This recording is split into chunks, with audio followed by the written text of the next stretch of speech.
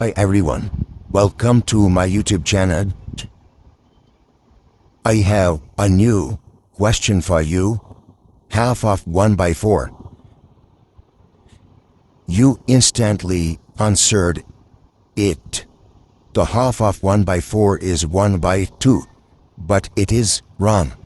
Remember that half of 4 is calculated by dividing it 2. Similarly, half of 6 is calculated by dividing it 2. So half of 1 by 4 is also calculated by dividing it 2.